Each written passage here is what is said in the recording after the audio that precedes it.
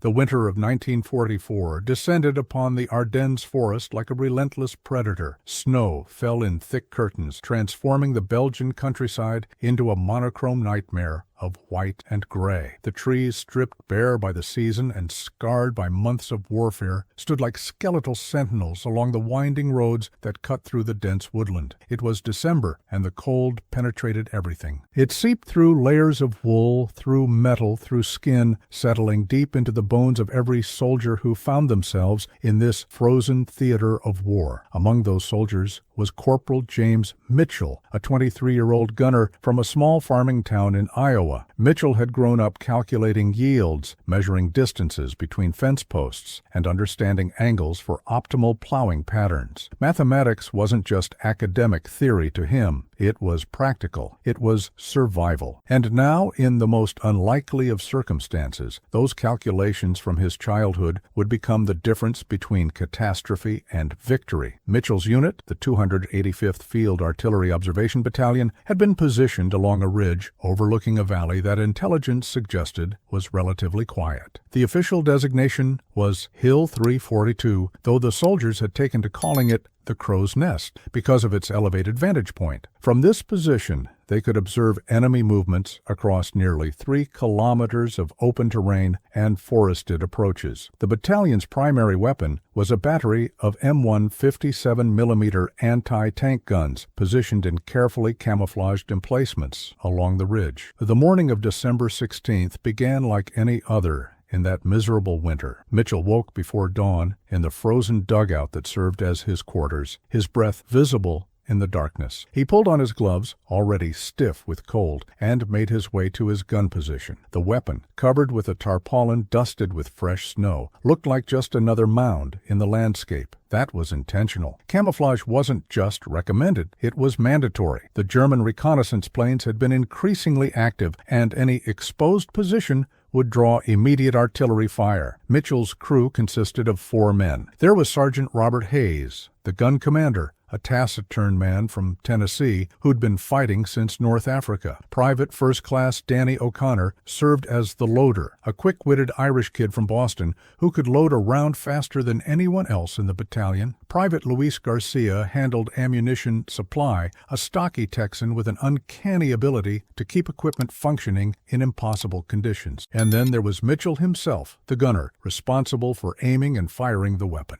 They went through their morning routine with practiced efficiency. Hayes checked the gun's traverse and elevation mechanisms, ensuring nothing had frozen during the night. O'Connor inventoried their ammunition, counting out the armor-piercing rounds and high-explosive shells. Garcia cleaned the sights and checked the communication lines back to the command post. Mitchell performed his own ritual, pulling out a small notebook he'd been carrying since basic training. This notebook was Mitchell's secret weapon, though he would have laughed at such a dramatic description. Inside its worn pages were calculations, tables, and observations that he'd compiled over months of combat. While other gunners relied strictly on the standard firing tables provided by the Army, Mitchell had begun to notice discrepancies. The official tables assumed ideal conditions, flat terrain, standard atmospheric pressure, specific temperatures, but combat never provided ideal conditions. Mitchell had started recording the actual results of his shots, comparing them to what the tables predicted. He noted wind speed and direction, temperature variations, humidity, even the specific characteristics of different ammunition lots. Over time, patterns emerged. He discovered that in cold weather, his rounds consistently fell short of the predicted impact point. He found that firing downhill into valleys required adjustments not fully accounted for in standard procedures. He learned that certain manufacturing batches of ammunition had slightly different ballistic properties. His commander, Lieutenant William Vance, had initially been skeptical of Mitchell's unorthodox approach. The Army had trained thousands of gunners using the same standardized methods. Who was this farm boy from Iowa to question established doctrine? But Vance was also a pragmatist, and he couldn't argue with results. Mitchell's hit rate was 30% higher than battalion average. When Mitchell called a target, it got hit. Still, there were whispers. Some of the other gunners called Mitchell's methods rogue mathematics. A few officers in battalion headquarters suggested that his variations from standard procedure could set a dangerous precedent, but as long as Mitchell produced results, Vance protected him. The lieutenant had learned early in his combat career that war didn't care about regulations. It only cared about what worked. As the sun climbed higher on that December morning, though it provided little warmth, Mitchell settled into his position behind the gun sight. The visibility was poor, with fog mixing with snow to create a gray murk that reduced visual range to perhaps 800 meters. It was the kind of weather that made observation difficult and nerves raw. Anything could be out there in that fog, approaching unseen until it was too late. At approximately 30 hours, the radio in the command post crackled to life. The message was terse and alarming. Forward observers were reporting movement, heavy movement. The Germans were on the move in strength across multiple sectors. What the Allies didn't yet fully understand was that they were witnessing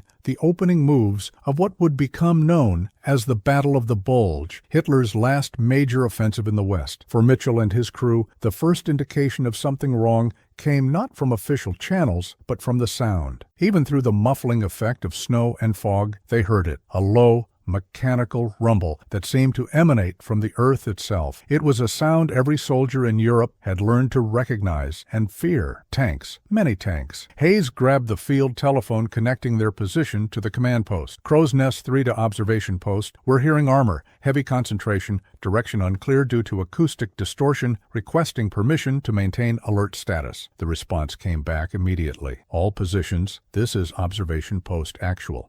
We have confirmed reports of German armor breakthrough on multiple fronts. Panzer units are advancing through the fog. Your sector may be on their approach route. Maintain position. Prepare for engagement. Fire discipline is critical. Wait for clear identification and optimal range. Mitchell's heart rate accelerated, but his hands remained steady. This was what all the training, all the calculations, all the frozen mornings had been preparing them for. He adjusted the gun's elevation slightly, bringing it to a neutral position that would allow rapid adjustment in any direction. O'Connor stacked armor-piercing rounds within easy reach, their brass casings gleaming dully even in the weak light. Garcia checked the communication lines one more time, ensuring they could call for support if needed. The rumbling grew louder. It wasn't just one or two vehicles. This was a substantial force, dozens of engines creating a symphony of mechanical thunder that rolled across the landscape. And then, gradually, shapes began to emerge from the fog. They came in column formation, following the road that wound through the valley below Hill 342. At first, they were just dark silhouettes in the murk, indistinct and ghost-like, but as they advanced, details became visible.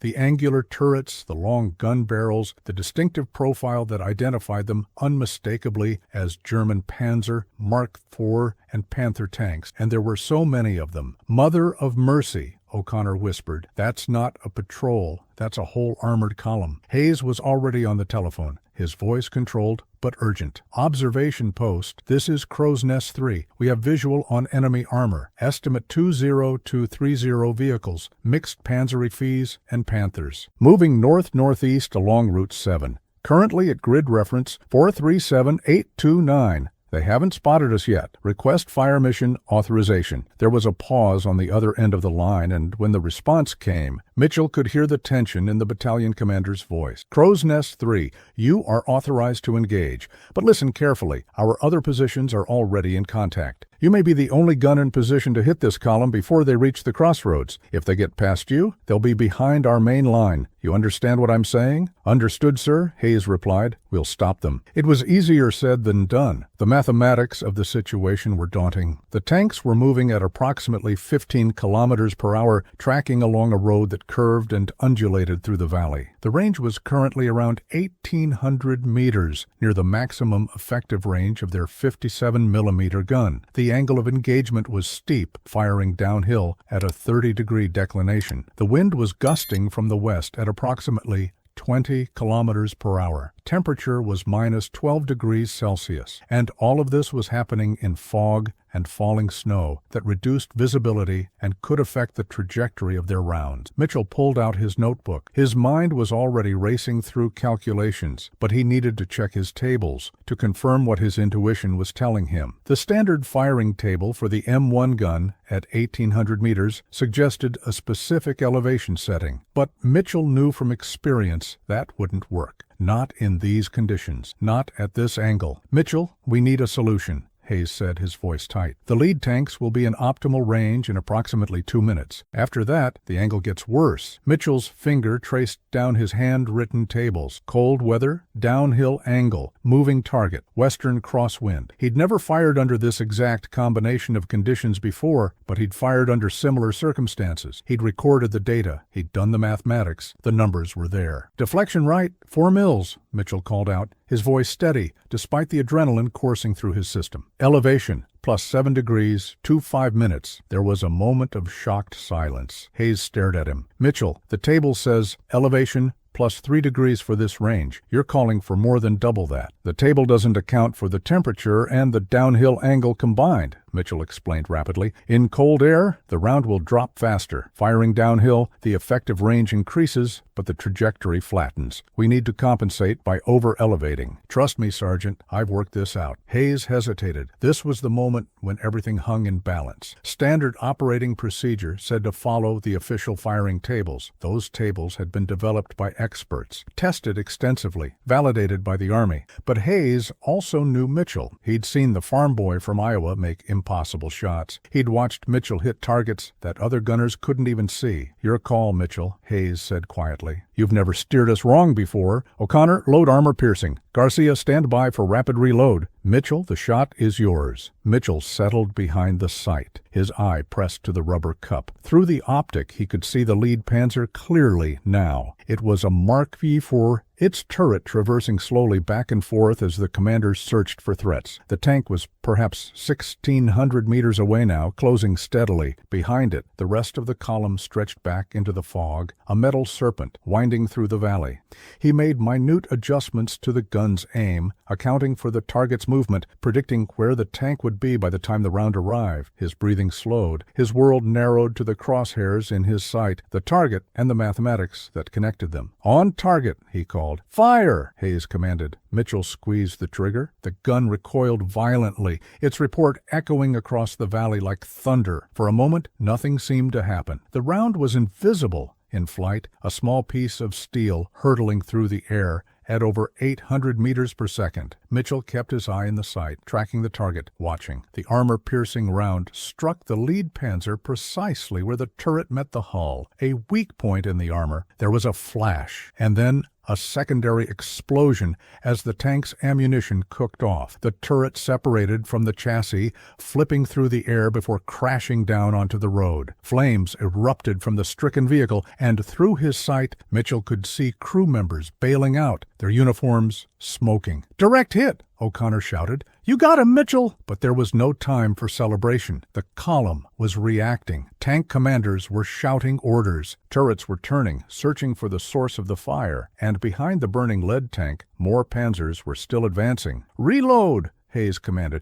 "Target, second tank in column. Mitchell, give me a solution." Mitchell was already calculating. The range had closed slightly. The angle was changing as the column advanced, but now he had confirmation. His mathematics had worked. His calculations had been correct. The confidence that came with that knowledge steadied his hands and sharpened his mind. "Same deflection?" he called. "Elevation, plus 7 degrees, 15 minutes, compensating for closer range." "Loaded," O'Connor announced. "On target. Fire!" The second round flew true, striking another Panzer in the side as it tried to maneuver around the burning lead vehicle. The shell penetrated the thinner side armor, and the tank lurched to a halt, smoke pouring from its hatches. Now the German column was in chaos. They knew they were under fire, but the fog and the elevation of Mitchell's position made it difficult for them to locate the source. Some tanks were trying to continue forward. Others were attempting to reverse. A few were traversing their turrets, firing blind into the fog in hopes of suppressing the unseen enemy. "Keep firing," Hayes ordered. "We have to break them before they can organize." The gun crew fell into a rhythm. Mitchell called adjustments. Hayes confirmed. O'Connor loaded with mechanical precision. Garcia fed ammunition and watched for threats. Fire, recoil, eject the spent casing, reload, adjust, fire again. Each shot was a calculation, a prediction, a prayer wrapped in mathematics. The third round took a Panther in the tracks, immobilizing it. The fourth missed as the target turned suddenly. Mitchell adjusted for the movement pattern he was observing. The fifth round struck home, penetrating the rear armor of a Panzer IV, where the engine compartment was most vulnerable. The sixth shot hit another Panther in the turret, jamming the traverse mechanism at its end, rendering the gun unusable. But now the Germans were starting to triangulate their position. Return fire began to fall around Hill 342. High explosive shells burst in the trees, sending splinters of wood and metal screaming through the air. Machine gun fire raked the ridge, forcing the crew to keep their heads down between shots. "They've spotted us!" Garcia shouted over the noise. "Keep firing!" Hayes commanded. "We have to hold them." Mitchell's world had contracted to pure mathematics and muscle memory. Range, deflection, elevation, wind, temperature, angle, target movement. The numbers flowed through his mind like water, each calculation building on the last. He wasn't thinking about the men in those tanks. He couldn't afford to think about them. He was solving problems, one equation at a time. But even as his gun continued to pour fire into the German column, Mitchell could see that the situation was deteriorating. More enemy tanks were arriving, feeding into the valley from a secondary road, and some of the Panzers had finally identified the muzzle flash from Hill 342. They were concentrating their fire, and the accuracy was improving. A German shell struck just below their position, the explosion showering them with frozen earth and snow. Another round burst in the trees behind them, and Mitchell felt something hot slice across his shoulder. He didn't have time to check if he was wounded. There was another target. Another calculation, another shot. Then Lieutenant Vance appeared at their position, running through the incoming fire. "Mitchell, I need you to listen carefully. Intelligence has just confirmed that this isn't just any Panzer column. This is the 1st SS Panzer Division. These are their best units, and there are more coming. Battalion is pulling back to secondary positions. We're being overrun." "Sir, we can hold them," Hayes insisted. "Mitchell's hitting them every shot." "One gun can't stop a division, Sergeant," Vance replied, his voice grim. "But you can buy us time. The main road junction is 3 kilometers behind us. If these tanks reach it in the next 30 minutes, they'll cut off the entire 99th Infantry Division. Thousands of our men will be trapped. We need you to delay this column for as long as possible." The implications were clear. This wasn't about winning, it was about time. Every minute they kept the Germans occupied was another minute for friendly forces to retreat and reorganize. It was a mathematics of sacrifice, and the equation was merciless. "How long do we need to hold, sir?" Mitchell asked. Vance looked at him, and in that moment, Mitchell saw the weight the lieutenant was carrying. 30 minutes. Battalion is estimating 30 minutes for the withdrawal to complete. After that, fall back if you can. "But Mitchell, 30 minutes might as well be 30 hours in this situation. I'm not going to order you to stay. If you want to pull back now with the others, I'll understand." Mitchell looked at his crew. O'Connor's face was pale but determined. Garcia was already checking their ammunition count. Hayes met Mitchell's eyes and gave a slight nod. They'd come through a lot together. They weren't leaving now. "We'll hold, sir," Mitchell said simply. Vance gripped Mitchell's shoulder briefly, then disappeared back into the chaos, running to coordinate the retreat of other positions. Mitchell turned back to his gun. "Ammunition count," he ordered. Garcia did a quick tally. 18 armor-piercing rounds left, maybe a dozen high explosive. After that, we're out. 18 rounds, 30 minutes. An entire Panzer division. The mathematics were brutal, but Mitchell had always been good with numbers. He pulled out his notebook one more time, not to check calculations, but to write something on the last page. It was a letter, just a few lines, in case this was his last last opportunity. He wrote quickly, then tore out the page and handed it to Garcia. "If I don't make it, get this to my family," he said quietly. Garcia took the paper without comment, tucking it into his inner pocket. Then Mitchell returned to his gun, and the calculations resumed. He had to make every shot count now. No wasted ammunition, no marginal targets. He started selecting only the tanks that were in positions to lead the column forward, command vehicles, if he could identify them. Tanks that were attempting to organize the chaos, the Panzers that were trying to push past the burning wrecks of their comrades. The seventh shot of the second phase of the engagement struck a Panther that was attempting to clear a path through the wreckage. The tank's engine erupted in flames, adding another obstacle to the road. The eighth round took a command vehicle, identifiable by its extra radio antennas. Without that vehicle, German coordination degraded further, but the return fire was intensifying. A German gunner had finally gotten their exact range. A shell struck their parapet directly, and the explosion threw Mitchell backward. His ears rang, and he tasted blood in his mouth. For a moment he couldn't hear anything but a high-pitched whine. Then sound rushed back. Hayes shouting, O'Connor cursing, the roar of engines and explosions. Mitchell shook his head to clear it and scrambled back to his gun. The sight was cracked but still functional. The traverse mechanism was damaged but still working. Good enough. He fired again and again. Each shot was perfect, the result of cold mathematics applied under impossible conditions. The ninth round penetrated a Panzer Buris frontal armor, a low-probability shot that required perfect angle and placement. The 10th shot disabled a Panther's gun, striking the barrel just behind the muzzle brake and bending it beyond use. Time lost meaning. Mitchell existed in a space where there was only the gun, the target, and the numbers. His shoulder ached where shrapnel had cut him. His hands were numb from cold and shock. His ears rang continuously from the concussions, but his mind remained clear, calculating, adjusting, compensating. The German column was stalled now, unable to advance past the burning wreckage that choked the road. Some tanks were trying to maneuver off-road, but the terrain was difficult, the snow deep and the forest dense. Every attempt to bypass the obstacle exposed them to Mitchell's fire. The 11th shot, the 12th, the 13th. Each round precisely aimed, each hit reducing German combat power by one more unit. Mitchell's notebook had prepared him for this. Every calculation, every observation, every cold morning spent refining his understanding of ballistics was paying off now in this desperate stand. 15 minutes, Hayes called out, checking his watch. Halfway there, but their ammunition was running low. 7 rounds left, then 6, then 5. Mitchell made each shot count for double, targeting tanks that were towing damaged vehicles or attempting to organize a coordinated push. The Germans, frustrated by their inability to advance and unable to precisely locate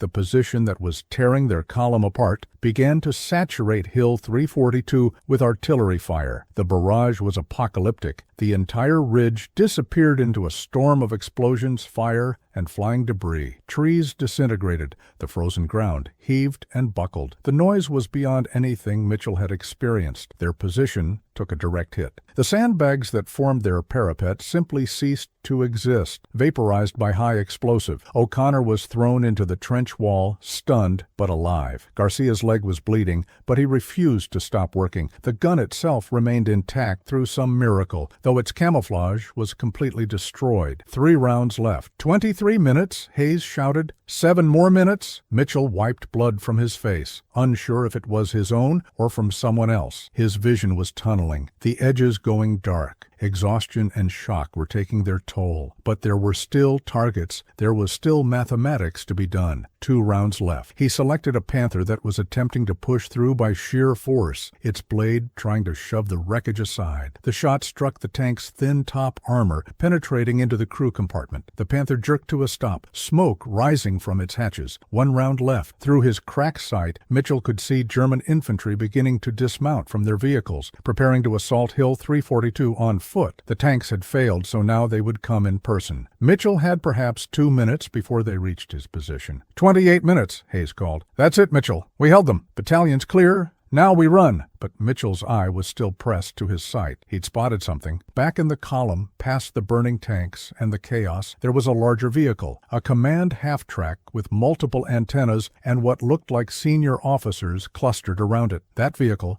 was directing the entire operation.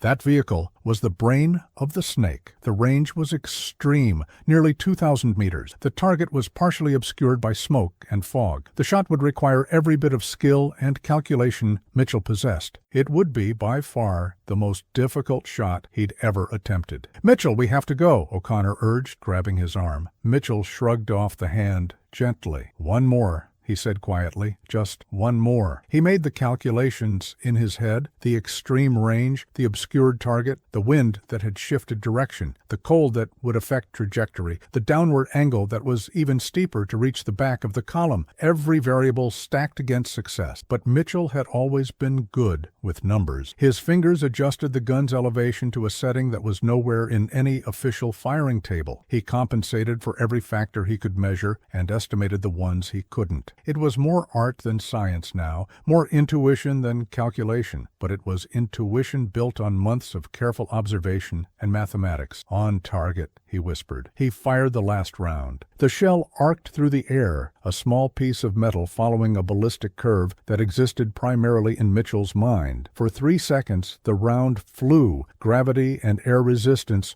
warring with its forward momentum. Then it dropped from the sky and struck the command half-track with pinpoint precision. The vehicle erupted in flames. Through his sight, Mitchell saw maps and papers spiraling into the air, burning. He saw officers falling, their command structure destroyed in a single instant. The entire character of the German attack changed in that moment. Without central coordination, units began to operate independently, their movements uncoordinated and confused. "Holy Mother of God," Hayes breathed, watching through his binoculars. "Mitchell, you just took out their command post with the last round. At 2,000 meters, in fog." Mitchell sagged against the gun, suddenly aware of how badly he was shaking. "Rogue mathematics," he mumbled, a ghost of a smile on his bloody face. "Works every time." "Time to go," Hayes ordered, pulling Mitchell to his feet. "We held them. Now let's live to tell about it." The crew abandoned their position, taking only their personal weapons and Mitchell's notebook. They ran through the shattered forest, German bullets following them but falling short. Behind them, the Panzer column remained stalled, leaderless, unable to advance through the burning wreckage that one gun crew had created.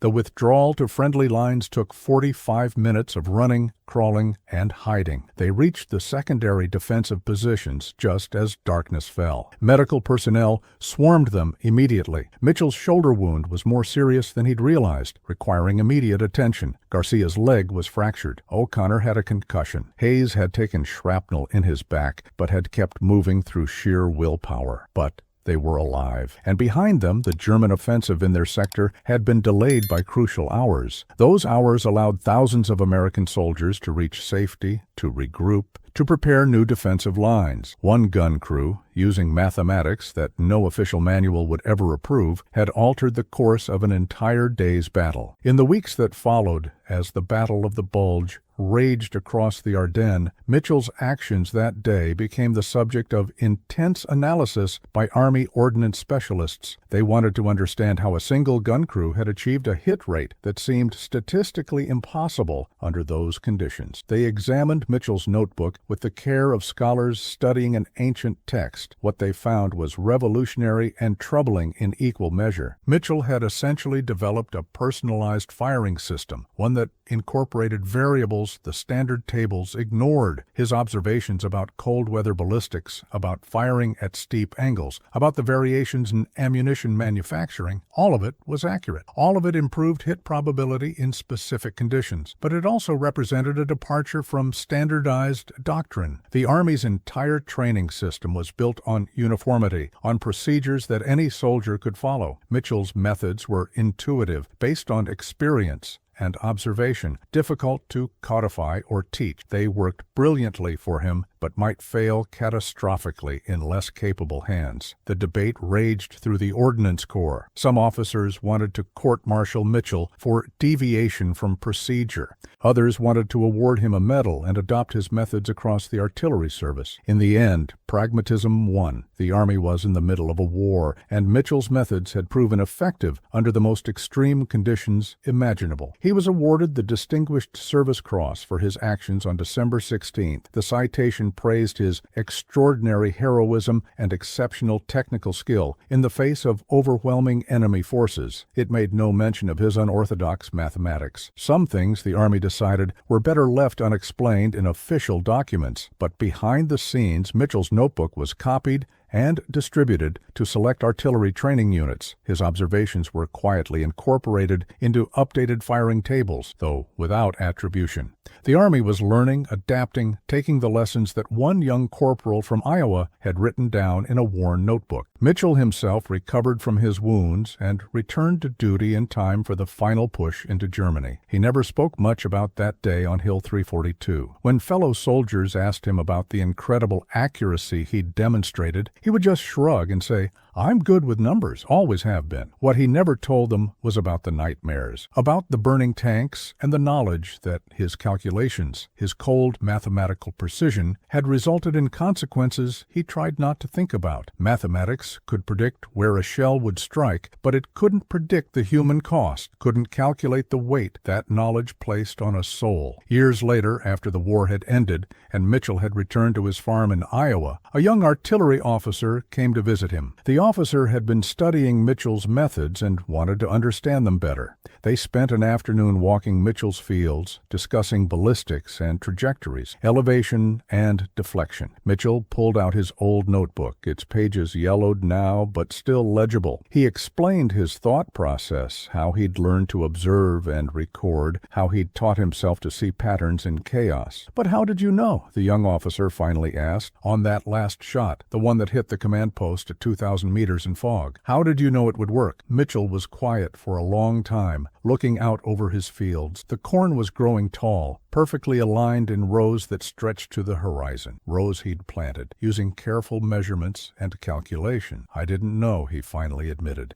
"The mathematics gave me a probability, but not a certainty. In perfect conditions, I calculated maybe a 15% chance of hitting that target. With all the variables stacked against me, the fog, the range, the angle, maybe 5%, maybe less. Then why take the shot?" Mitchell smiled, but there was no humor in it. "Because sometimes mathematics isn't enough. Sometimes you have to factor in necessity. We needed to break that column's cohesion. We needed to buy time. The shot had a low probability of success, but the cost of not taking it was certain failure. When you're calculating probabilities in war, you have to include the probability of the alternative." The young officer nodded slowly, understanding. "It wasn't rogue mathematics at all, was it? It was just mathematics applied to a situation where the textbooks had no answers." "Something like that," Mitchell agreed. "The Army taught me the fundamentals. My father taught me to observe and measure. Combat taught me that sometimes the most important calculation is knowing when the rules don't apply anymore." The officer left shortly after, carrying notes and diagrams that would eventually find their way into updated artillery training manuals.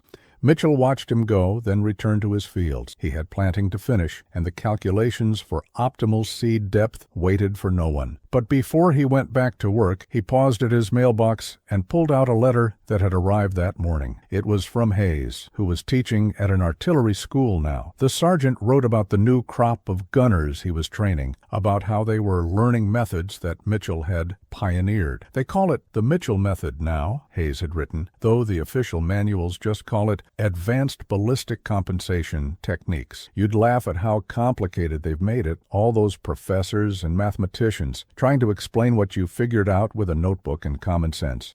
But it works, Mitchell. It's saving lives. Those calculations you made on Hill 342, they're still paying dividends." Mitchell folded the letter carefully and put it in his pocket. Then he walked back to his field, to the simple mathematics of farming, to the predictable calculations of yields and seasons. It was good work, honest work, the kind that built things up instead of tearing them down. But sometimes, on cold winter mornings when frost covered the fields and the air was thin and clear, he would remember another cold morning in the Ardennes. He would remember the weight of a gun sight against his eye, the sound of shells striking home, the desperate mathematics of survival measured in minutes and meters. And he would pull out his old notebook, running his fingers over the faded equations and observations, not because he wanted to remember the violence or the fear, but because those pages represented something important. They were proof that even in the darkest circumstances, the human mind could adapt, could learn, could find solutions where none seemed to exist. The war had made Mitchell famous in limited circles for his unorthodox approach to gunnery. But what he'd really done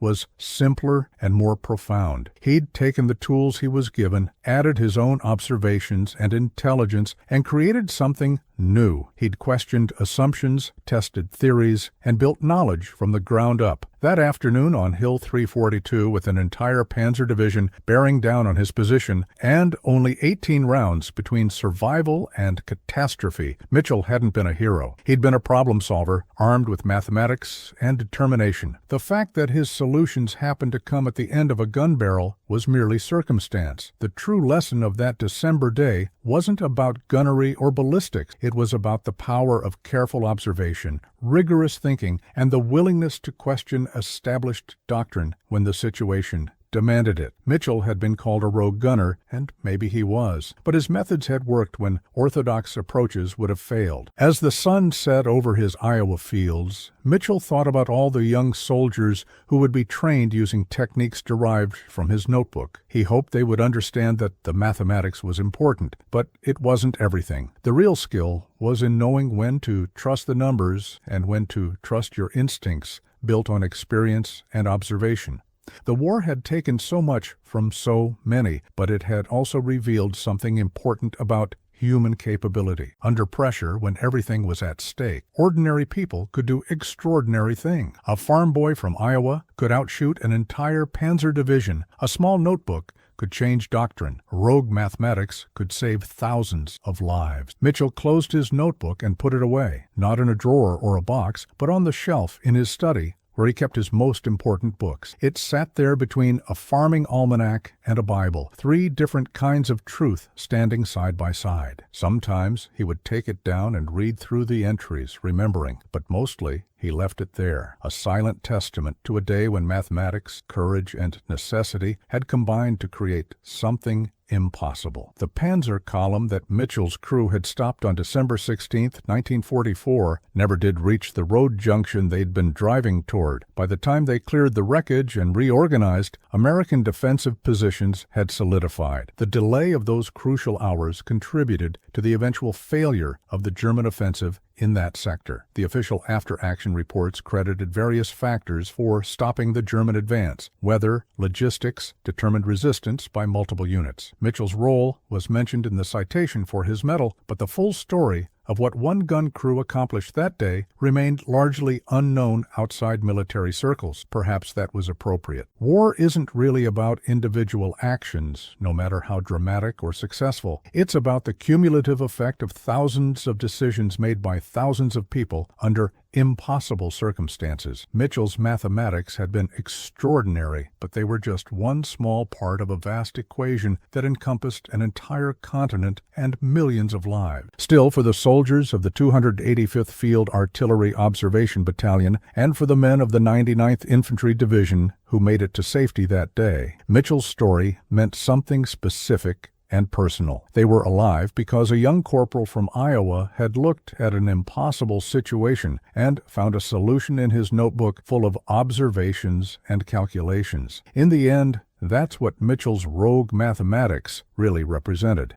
The refusal to accept impossible as an answer. The willingness to look at a problem from every angle, to incorporate every variable, to trust in both reason and experience, and perhaps most importantly, the courage to trust your own calculations even when everyone else says they must be wrong. The war ended. Mitchell came home. The Panzer column that had seemed so unstoppable was eventually destroyed or captured. Its tanks and crews scattered across the frozen battlefields of the Ardennes. The guns fell silent. The calculations of war gave way to the calculations of peace. But in artillery training schools across America, a new generation of gunners learned techniques born on Hill 342. They learned to observe conditions carefully, to record results meticulously, to question assumptions rigorously. They didn't know they were learning the Mitchell method. They just knew that these techniques worked. And on cold winter mornings in Iowa, when frost transformed the fields into something resembling that long-ago Belgian forest, James Mitchell would stand at his window with a cup of coffee and remember. He remembered the fear and the noise and the impossible calculations. He remembered his crew, their trust and their courage. He remembered the weight of responsibility and the satisfaction of hitting targets that shouldn't have been hittable. But mostly, he remembered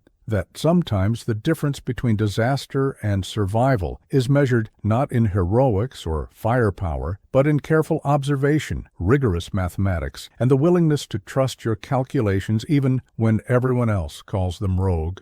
The notebook still sits on that shelf in Iowa, its pages filled with numbers and observations from another time. It represents a moment when mathematics met necessity, when theory encountered practice, when a farm boy's understanding of measurement and calculation became the difference between catastrophe and survival. That's the real story of how one platoon gunner's rogue deflection mathematics unraveled a Panzer column, not a tale of superhuman heroics or impossible odds overcome through willpower alone, but rather a quieter, more profound truth that intelligence, preparation, and the courage to think differently can sometimes achieve what brute force cannot. Mitchell's war ended with a medal and a return to civilian life, but the impact of his methods echoed through military training programs for decades afterward. The Army slowly and often reluctantly learned to incorporate his insights about variable conditions, environmental factors, and the limitations of standardized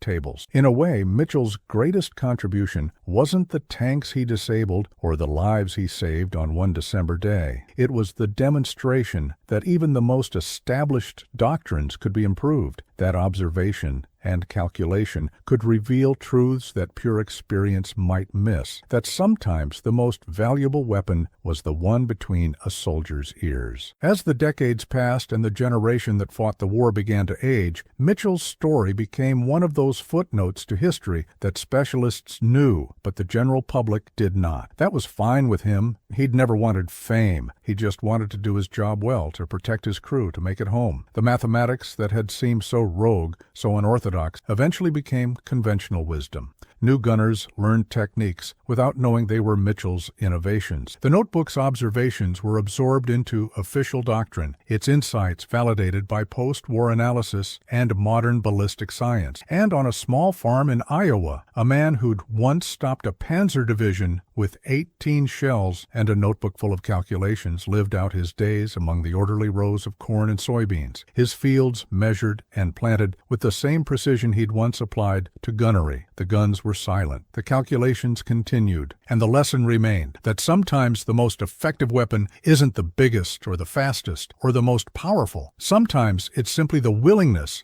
to think carefully, observe closely, and trust in the power of mathematics applied with intelligence and courage. That's how one platoon gunner's rogue deflection mathematics unraveled a Panzer column, not through magic or miracles, but through observation, calculation, and the refusal to accept that impossible was anything more than a starting point for finding a solution.